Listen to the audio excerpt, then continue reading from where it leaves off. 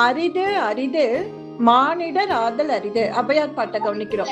மானிடர் ஆதல் அரிது. மானிடர் அப்படின்னா மனிதர்கள். Very good. மனிதர்கள். மானிடர்னா மனிதர்கள். அப்போ கடவுள் கொடுத்த ஒரு பெரிய விஷயம் என்னன்னாக்கா மானிடர் ஆதல் அரிது. நம்ம ஹியூமன் பீயிங்கா வந்திருக்கோம். நம்ம விலங்கா வரல, பறவையா வரல, ஃப்ளவர்ஸ், செடி, பிளான்ட்ஸ் அது மாதிரியே வரல. நம்ம ஹியூமனா வந்திருக்கோம். அதனால நம்ம யாருக்கு நன்றி சொல்லணும்? கடவுளுக்கு நன்றி சொல்றோம். நம்பர் 1 ஔவையார் என்ன சொல்லியிருக்காங்க?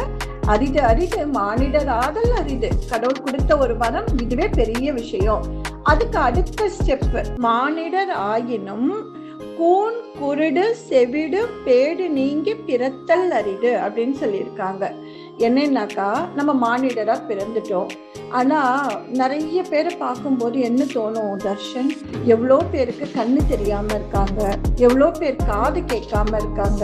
அவங்களுக்கெல்லாம் என்ன நடக்குது சொல்லுங்க பார்க்கலாம். அவங்க அந்த மாதிரி எல்லாம் கடவுள் நமக்கு ஏதாவது கொடுத்துருக்காரா?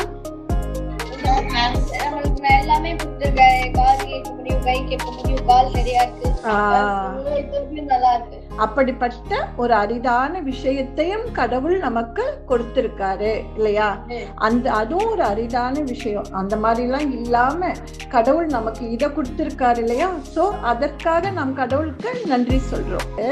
பேடு நீங்கி பிறந்த போதும் ஞானமும் கல்வியும் நயத்தல் அரிது.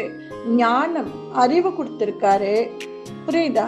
நல்ல கல்வியை கொடுத்திருக்காரு. அதை படிப்பது அதை விட அரிது.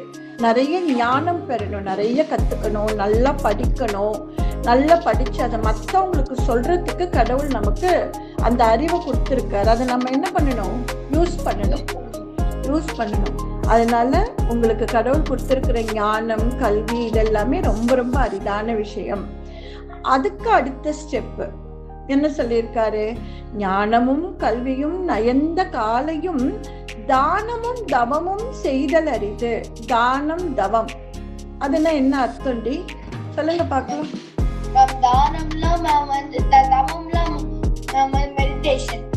மெடிடேஷன். தானம்னா நம்மிடம் இருப்பதை கொடுத்து உதவுவது, ஹெல்ப் பண்றது. படிப்படியா ஸ்டெப் பை ஸ்டெப்பா சொல்லியிருக்காங்க அந்த அம்மா ஔவையார் பாட்டி. அப்போ தானமும் தவமும் செய்யணுமா? புரியுதா? தானம்னா நிறைய பேருக்கு ஹெல்ப் பண்ணணும், நல்ல யோகா பண்ணணும், பக்தி வைக்கணும். தானமும் தவமும் செய்தவர் ஆகின் வானவர் நாடு வழி திறந்திருமே. அப்பதான் நம்ம கடவுளுக்கு பிடித்தமான ஒரு குழந்தைகளா மாறுவோம்.